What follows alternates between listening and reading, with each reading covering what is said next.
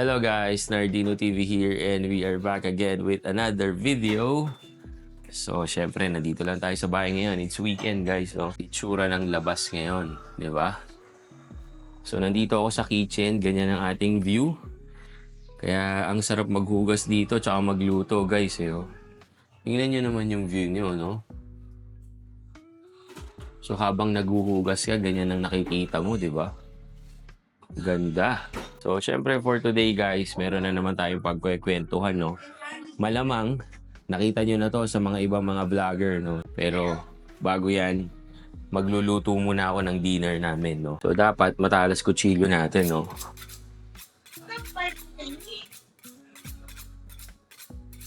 Hindi nyo na itatanong guys, bago ako naging IT, batang palengke po ako, no? So, shoutout dyan sa mga friend natin dyan sa Kalentong, guys. Yan. Kasi guys, yan ang aming business ng family ko kasi yan. So, meron kaming meat shop, no? So, elementary pa lang ako hanggang makapagtapos ako ng college. Yan ang ating, ginagawa. Tumutulong tayo sa business nila Airpat saka ni Airmat. Yan. So, kaya marami rin akong alam sa sa paghihiwa ng meat, especially po pork, no? So, lahat ng mga parte ng pork, asin, pigi, liempo, yung mga ganyan. Kabisado natin lahat yan, no? Later that same evening. Yun. So, we are back, guys, no? So, bago tayo mag-start dun sa ating pag-uusapan for today, guys, panoorin muna natin yung latest news, no? Yung nakita nating news regarding dito sa topic natin for today, no? Yan. Two healthcare workers have been charged with fraud related to offenses in Newmarket, and police believe there could be more victims. Julvi and Lloyd Maputal, were both of Richmond Hill, were arrested Thursday. Police say last August an elderly victim reported that nearly $1 million had been withdrawn from their bank account without their knowledge. After an investigation, two suspects were identified. One who was employed to care for the victim even accessed their banking information. Lloyd is currently practicing as a registered nurse, and Juvie is employed as a personal support worker. Officers charged the pair with several offenses, including fraud, theft over $5,000, and laundering proceeds of crime. Yan. So, yan yung napaka samang balita, no, guys, na nabalitaan natin kanina, no? Nakakalungkot lang, no, guys, kasi tayong mga Pilipino, no, kilala tayo sa buong mundo, sa kahit na anong country.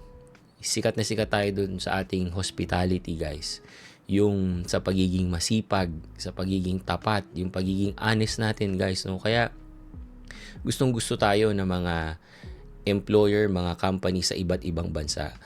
Lalo na, guys, no, bago pa sumikat ang IT sa ibang bansa, sikat na po ang mga nurses, yung mga nagtatrabaho sa health sectors.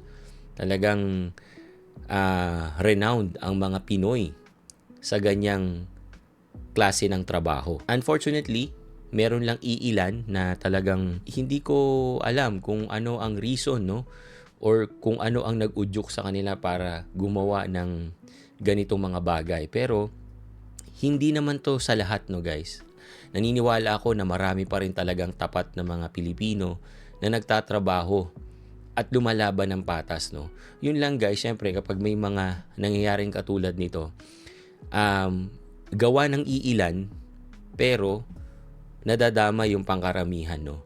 Parehong-pareho din to, guys, kung nanonood kayo or nakasubaybay kayo sa Buhay Canada, alam nyo yung nangyayari din or yung mga nangyari doon sa mga yung sa lahi na nandito rin sa Canada, no, na hanggang ngayon yata meron pa rin silang rally, no, and comment din ng mga marami na yung lahi na yon is feeling entitled, you know, mayayabang and whatsoever, no.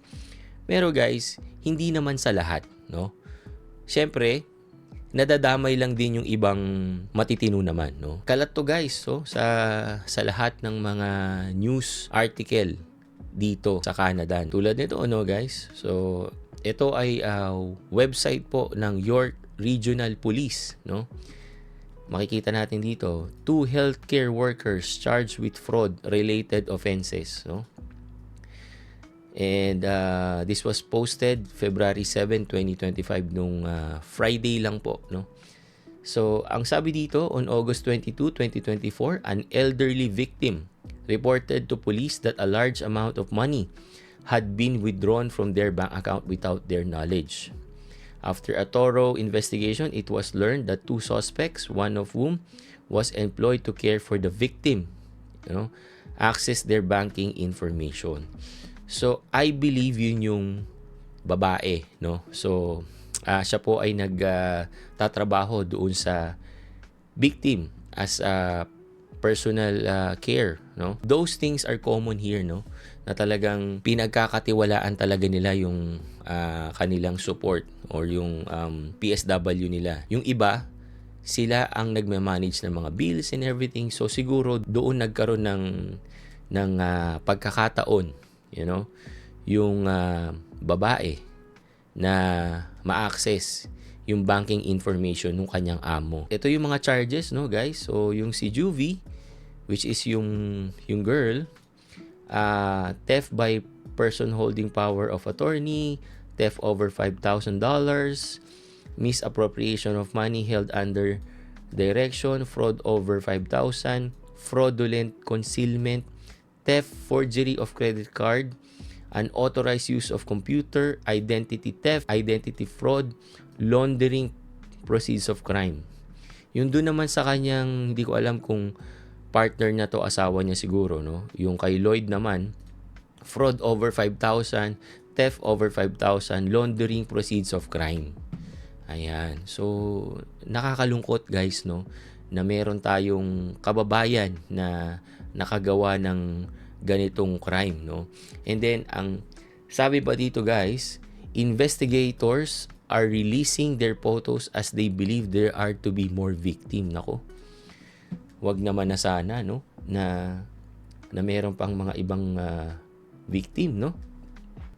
At malaking pera kasi ito guys, $1 million, so hindi po birong amount, 'di ba? Ito guys, sa CTV News, yan, no? 'Di ba? Makikita rin sila sa iba't ibang mga articles dito sa Canada, no? Ang hindi katanggap-tanggap doon is nagawa nila doon sa isang vulnerable na tao. Kasi syempre guys, yung may mga edad na, bibihira yung merong alam sa technology, 'di ba? Yung sa mga changes na nangyayari kung paano tayo mag-process ng payments, yung banking and everything, 'di ba? Hindi po lahat nakakasabay sa technology na meron tayo. At tingin ko doon nagkaroon ng chance, no? Yung suspect, 'di ba? Para talagang ma-access niya yung mga bank accounts.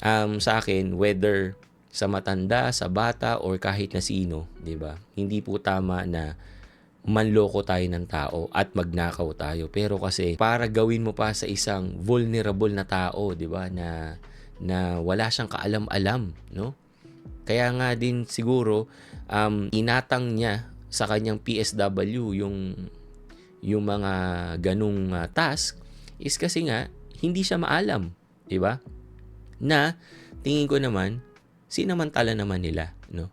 Which is hindi po tama, no?